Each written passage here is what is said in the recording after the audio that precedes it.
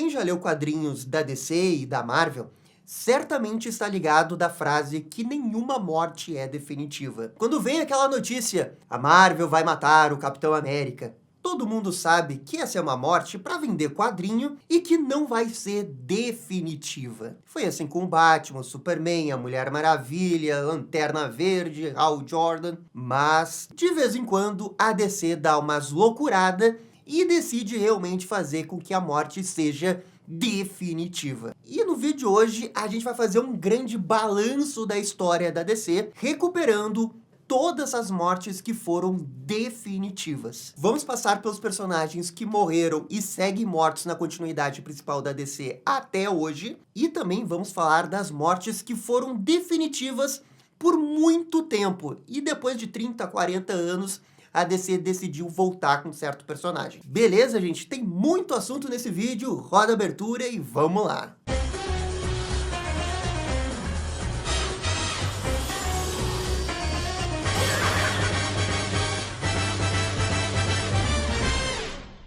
Só antes da gente começar, eu queria agradecer a todos os membros da Batcaverna que apoiam o canal aqui na aba de membros do YouTube. Esse tipo de vídeo especial só acontece graças a vocês.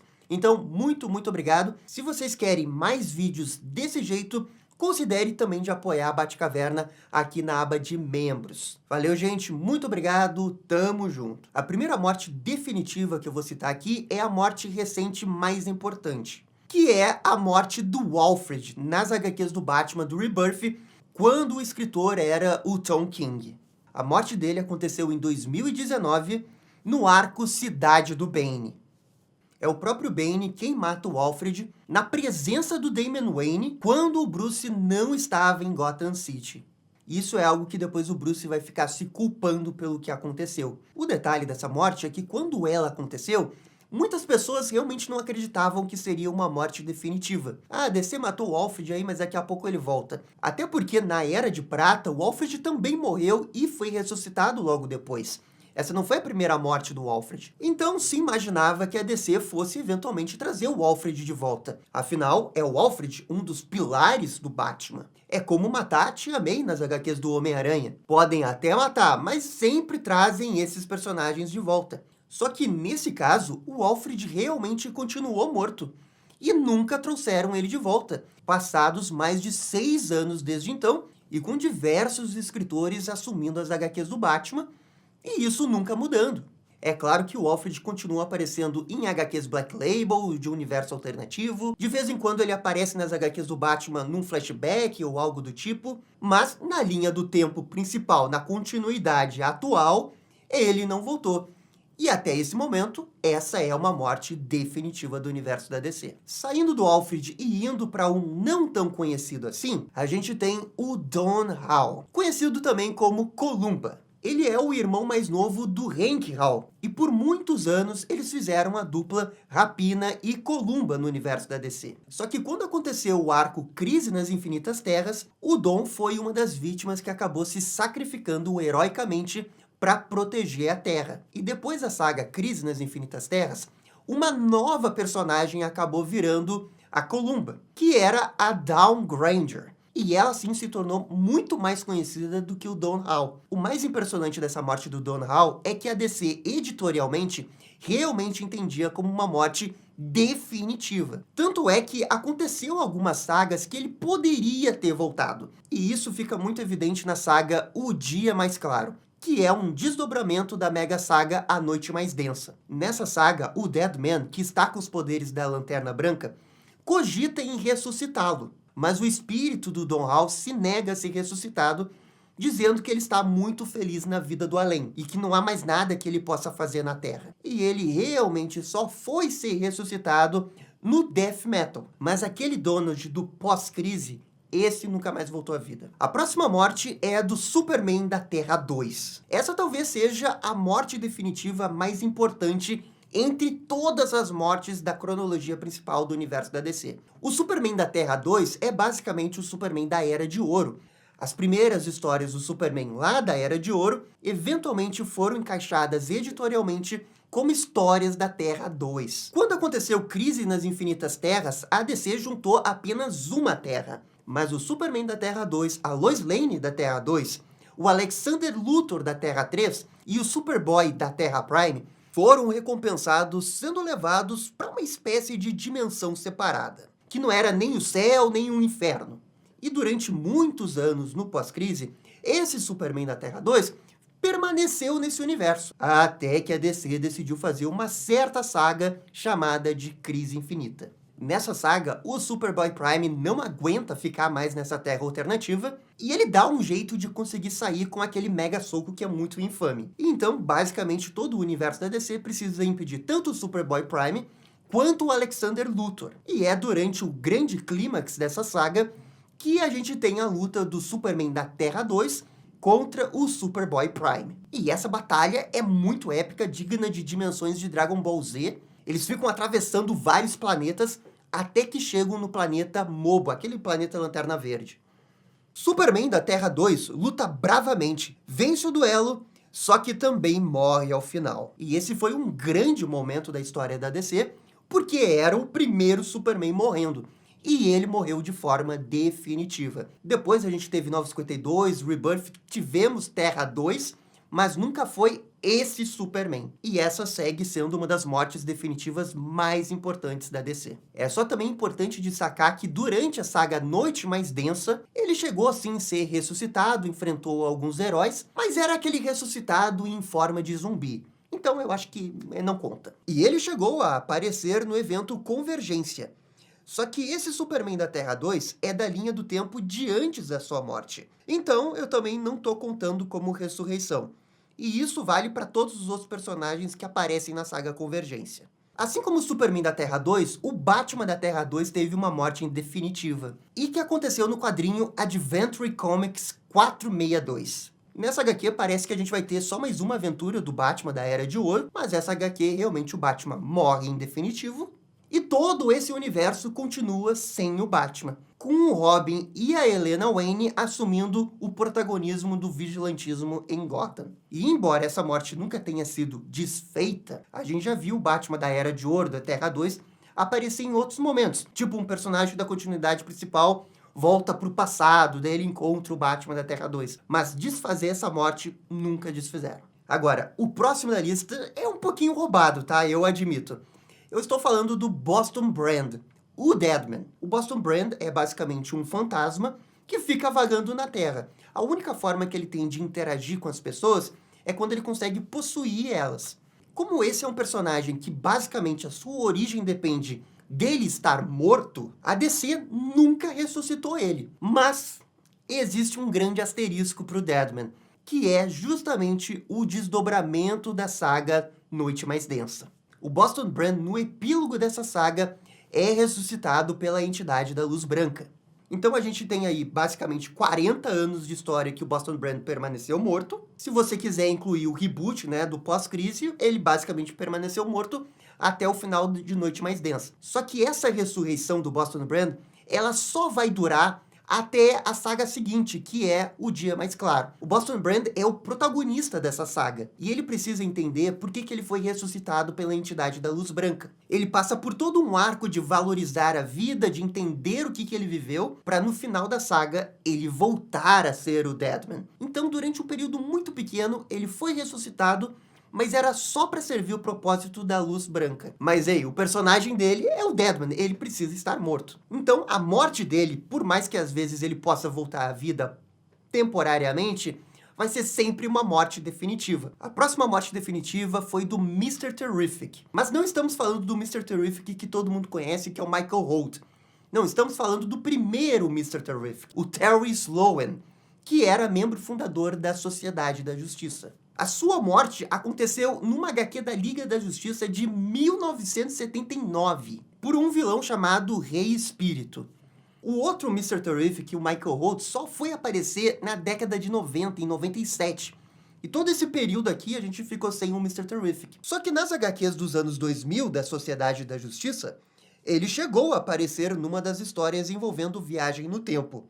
Tem também uma história que mostra com mais detalhes o momento que o Terry morreu pelo Rei Espírito e que estava possuindo o Flash J. Garrick, O velocista fica se culpando por ter matado seu amigo. Já nos Novos 52, ele apareceu na Terra 2. E quanto ao Terry Sloan, ele realmente fica morto em definitivo até o fim de Pós-Crise. Até porque o Mr. Terrific Michael Holt acabou dando muito mais certo, ele é muito mais popular. E o editorial da DC, na hora desse reboot, entendeu que ia ser muito mais interessante deixar ele no passado, o Terry Sloan, e focar justamente no presente com Michael Holt. Outro membro da Sociedade da Justiça que morreu e foi deixado como morto foi Wesley Dodds, o Sandman. O Wesley se vestia de vigilante e tinha uma arma que disparava areia para colocar as pessoas a dormir. Essa morte dele é um tanto quanto diferente, porque é mais um retcon. Ele nunca chegou a morrer até o pós-crise. Na verdade, ele chegou a se aposentar. Só que quando a Sociedade da Justiça foi reintroduzida no pós-crise, a formação clássica da HQ foi situada no passado. E o Wesley Dodds chegou a se aposentar como herói quando chegou numa idade mais avançada. Mas por conta de um evento, ele chegou a colocar a máscara novamente, e foi aí que ele acabou morrendo. E essa morte pegou. Até nos dias atuais, Wesley Dodds está morto. Nos anos 2000, o posto do Sandman foi substituído pelo personagem Sanderson Haywikins.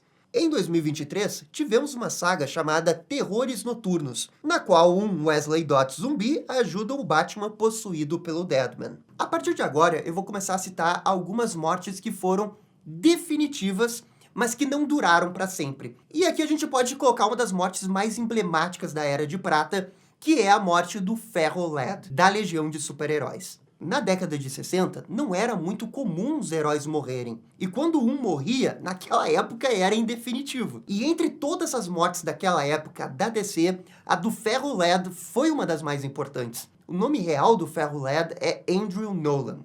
Ele se sacrificou para deter um comedor de sóis, que para quem conhece histórias da Legião sabe que não é assim tão simples de deter um comedor de sóis.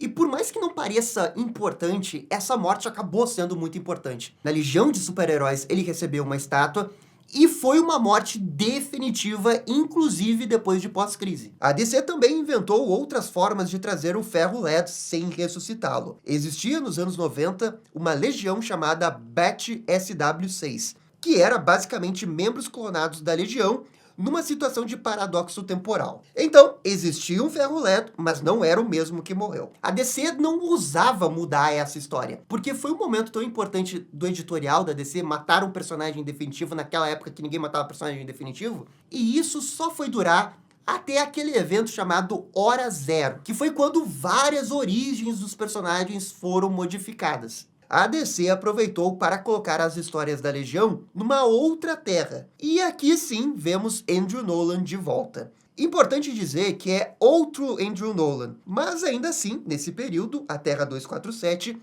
era a terra principal da Legião dos Super-Heróis, então eu tô contando. Na saga Noite Final, Ferro é extremamente importante. Há uma tentativa de recriar a sua morte por parte dos roteiristas. O Ferro quer se sacrificar para salvar a Terra no presente, que está prestes a ser devorada por um comedor de sóis. Assim como na sua morte original dos anos 60. Ferro chega a voar até o Sol, mas é nisso que Hal Jordan, ainda como Parallax, interfere, e é o próprio Hal quem decide se sacrificar dessa vez. É curioso ver como que essa morte estabelecida nos anos 60 e que era tão importante, reverberou de um jeito que acabou levando até a morte de um dos grandes personagens da DC, o Hal Jordan. Para vocês terem noção do quanto que essa morte foi muito importante nas HQs da Legião e da DC na época, quando a Legião de Super-Heróis teve a sua própria série animada, os roteiristas adaptaram esse momento como um dos grandes momentos da temporada. E o Ferro-Led, nesse universo, se sacrifica e é uma morte definitiva nesse universo. Então, durante muito tempo, por quase 25 anos, essa foi uma morte definitiva do universo da DC. Seguindo para o próximo, que é a Patrulha do Destino. E se a gente entende a importância da morte do Ferro-Led na década de 60, a gente também precisa valorizar a história da morte da Patrulha do Destino, que também aconteceu na década de 60. E essa foi uma morte que o criador dos personagens decidiu fazer por conta da DC cancelar a HQ. Nos anos 60, a Patrulha do Destino até que começou vendendo bem, mas o tempo foi passando e as HQs da Patrulha começaram a vender cada vez menos. E a DC mandou aquele recadinho, né, de bora cancelar. Então, o escritor Arnold Drake, que era o criador da equipe, decidiu matar a equipe no último quadrinho. Tem até uma página que o próprio escritor aparece para conversar com os leitores, de que a HQ será cancelada, a não ser que muitas pessoas comprem a edição. Sabe, eles realmente estavam esperando um milagre. Tecnicamente não foi no último quadrinho, porque teve reprints de outras edições, mas a última HQ inédita é a equipe morrendo. Todos os membros se sacrificam impedindo um plano da Irmandade do Mal. Na época, essa foi uma morte definitiva.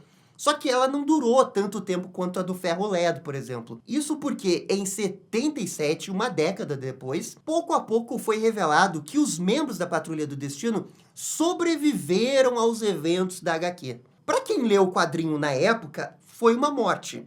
Mas eventualmente teve esse retcon de que, eles não morreram mesmo. E talvez esse seja um dos primeiros grandes retcons que a DC fez em sua história. Bem, o próximo da lista é um dos muitos conhecidos dos fãs do Batman, que é o Jason Todd. Eu tô colocando o Jason Todd aqui porque, na década de 80, a morte do Jason Todd foi um dos pilares das histórias da DC. Como muitos sabem, o Jason Todd é morto pelo Coringa depois que o Robin é enganado pela sua própria mãe.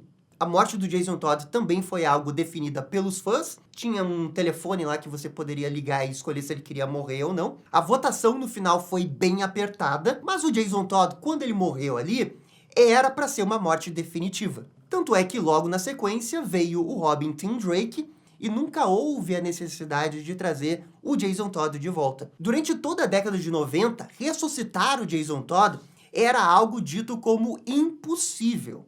Era uma morte pilar do universo da DC. O Batman, em sua cronologia, precisa ter o Jason Todd morto. Quando aconteceu a saga Batman Rush nos anos 2000, o escritor Jeb Loeb brincou com a possibilidade do Jason Todd estar vivo. Mas no final era tudo uma pegadinha para mexer no psicológico do Batman. E aquele cara que se vestia de Robin era, na verdade, o cara de barro. Mas essa sementinha já havia sido plantada na cabeça do editorial da DC. Quando aconteceu Crise Infinita, o Superboy Prime deu aquele mega soco, e esse soco reverberou na ressurreição do Jason Todd. E em 2005 a gente teve a saga Batman Sob o Capuz, que trouxe o capuz vermelho na cidade e a revelação que ele é o Jason Todd. Mas por pelo menos 17 anos, Jason Todd foi uma morte definitiva do universo da DC. Hoje em dia parece impossível conceber isso, mas por um bom período ela foi. A próxima morte é um pouco roubada porque tecnicamente o personagem não esteve morto, mas na prática ele esteve. Eu estou falando do Barry Allen no pós-crise. A morte do Barry Allen é, sem sombra de dúvidas, a morte mais importante do universo da DC. Você pode tentar citar a morte do Superman porque é um grande evento, mas todo mundo sabia que o Superman iria voltar. No caso do Barry, não foi assim, porque logo depois do pós-crise, o Wally assumiu o manto do Flash. E a DC não via nenhuma necessidade de trazer o Barry de volta. Era um evento canônico, o Wally era o personagem legado que assumiu o manto e ele iria continuar desse jeito. Lembrando que o Barry se sacrificou na Crise nas Infinitas Terras para impedir parcialmente o plano do Anti-Monitor, ao desativar a sua grande arma. O Barry corre tão rápido que ele chega a virar esqueleto. E essa, com certeza, é uma das páginas mais icônicas da DC. Aí, anos mais tarde, foi revelado que, tecnicamente, ele não estava morto, ele estava, preso na força da aceleração. O Barry chegou a fazer um pequeno cameo em Crise Infinita ao segurar o Superboy Prime. Ele até podia aparecer numa outra HQ, talvez num flashback, ou talvez por alguma justificativa de roteiro. Mas na continuidade principal, ele nunca voltava mesmo. Só que isso mudou a partir da saga seguinte, que foi Crise Final. E aí o Barry volta em definitivo. Tem uma HQ icônica da DC chamada Flash Rebirth, que é quando é reescrito todo o cânone do Flash Barry, e aí sim ele volta em definitivo como Flash principal. Da morte dele em Crise nas Infinitas Terras até a Crise Final, são 23 anos. 23 anos que era uma morte definitiva. O próximo da lista é o Ted Kord, o segundo Besouro Azul. A morte do Ted Kord, ela é bem verdade que durou bem menos do que essas outras que eu citei, mas ela é importantíssima para o universo da DC. O Ted Kord é morto pelo Maxwell Lord, depois que ele descobre uma grande conspiração envolvendo o satélite Brother Eye. E essa morte, quando ela acontece no prelúdio de Crise Infinita, o editorial da DC tinha como ideia ser uma morte definitiva. A morte do Ted afeta muito o Gladiador Dourado. Ele se sente um pouco culpado por não ter ajudado o Ted. Durante a morte do Ted, o Gladiador Dourado estava no hospital. E o Gladiador Dourado, depois de Crise Infinita, não aceita a morte do amigo dele. E entendendo que no passado Superman ressuscitou, o Arqueiro Verde ressuscitou, ele também acha que pode ressuscitar o Ted Kord. E é nisso que ele se envolve com Viagem no Tempo. E ele descobre duramente que não dá para desfazer a morte do Ted Kord. É impossível desfazer essa morte. Era para ser uma morte definitiva. Um exemplo disso é que ele até consegue evitar a morte do Ted Kord pelo Maxwell Lord voltando no tempo. Mas isso altera todo o futuro. Ou seja, não tem o que ele fazer, ele precisa aceitar que o Ted Kord morreu. Na Noite Mais Densa, Ted Kord é ressuscitado, mas como zumbi, então tecnicamente ele não conta. E o Ted Kord permaneceu morto até o final do pós-crise. Acabou sendo uma morte definitiva. Quando acontece os Novos 52, o foco da DC é muito mais o Besouro Azul Raimi. O Ted realmente só foi aparecer nos Novos 52 na saga Vilania Eterna. Só que depois teve todo um retcon, principalmente no Rebirth, na qual eles reintroduziram o Besouro Azul Ted Kord como Besouro Azul Ted Kord. Mas durante aí quase 8 anos, essa foi uma morte definitiva. Vocês vão perceber que boa parte dessas mortes passam por Crise nas Infinitas Terras, para vocês verem como que esse evento é importante na história da DC. E é agora que a gente não pode evitar de falar da Supergirl Kara. Ela morreu durante uma luta com um anti-monitor. A morte dela é extremamente importante por 2 motivos. A capa que o Superman segura a Supergirl de Crise nas Infinitas Terras é uma das capas mais icônicas da história dos quadrinhos. E também porque no pós-crise, a DC editorialmente não queria ter uma outra Supergirl. Ela queria que realmente o Superman fosse o último filho de Krypton. E tipo, literalmente. Mas na run do Barney, eles deram um jeito de introduzir uma Supergirl. Só que não era a Supergirl Kara. Era a Supergirl Matrix, uma entidade que estava no universo de Bolsa. Muitos anos depois, na década de 90, essa Matrix se fusionou com a Linda Danvers e virou a nova Supergirl. Agora, a Kara Zor-El só foi reaparecer no quadrinho da DC, na continuidade principal, em 2004. Ou seja, ela ficou 19 anos até voltar. E isso aconteceu nos quadrinhos do Batman e Superman escritos pelo Jeb Loeb. E que inclusive tem uma animação adaptando essa história, que é o Batman Superman Apocalipse. Agora, também é importante dizer que essa é a Kara do pós-crise. Uma outra Kara, e que não é a mesma que morreu em Crise nas Infinitas Terras. Mas você considerando ou não ser a mesma personagem, ela ficou afastada dos quadrinhos da DC por 19 anos. E isso é bastante tempo. O próximo eu considero um pouquinho roubado, que é o Monstro do Pântano. E eu estou incluindo aqui porque tecnicamente ele esteve morto. Todo mundo conhece a origem do Monstro do Pântano, né? O Alec Holland estava nos pântanos, teve um problema no laboratório dele, explodiu e ele acabou se transformando no Monstro do Pântano. Ou seja, o Alec Holland continuou vivo na figura do Monstro do Pântano. Mas bem, isso é parcialmente verdade, porque quando o Alan Moore escreveu o Monstro do Pântano na lendária run de 84, o mago simplesmente fez um dos maiores retcons da história. Ele definiu que Alec Holland tinha morrido mesmo no incidente, e o Monstro do Pântano era uma entidade que tinha as memórias do Alec. Os dois não eram a mesma pessoa. E assim, esse retcon definiu que sim, Alec Holland estava morto. E isso durou até a saga O Dia Mais Claro, quando a DC meteu um retcon em cima do retcon do Alan Moore. Sim, a DC tava doida e realmente quis fazer um retcon de algo que o Alan Moore escreveu. Loucura. É revelado no final da saga que o corpo do Alec Holland permaneceu protegido pelo verde. E o Monstro do Pântano do Alan Moore havia sido corrompido. Por isso, o verde, juntamente com a Lanterna Branca,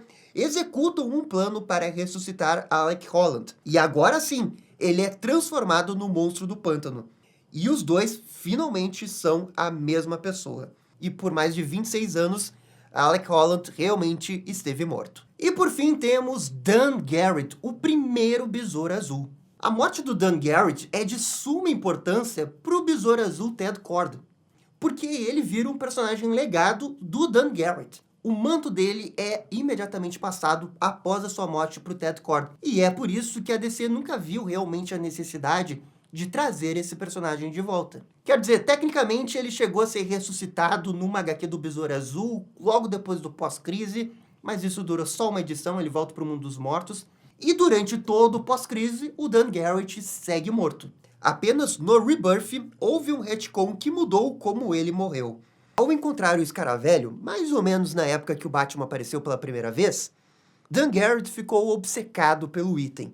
E quando o perdeu, acabou morrendo num acidente de carro provocado pelo Senhor Destino. Na saga Death Metal, Dan aparece vivo, deixando a entender que foi ressuscitado pelo Batman. Recentemente, ele apareceu com uma nova identidade, o Besouro Prateado, nas HQs do Lanterna Verde. E, pelo jeito, a partir de agora, ele realmente deve continuar vivo. Mas, galera, essas são algumas das principais mortes que são definitivas ou que foram definitivas até a DC meter o retcon.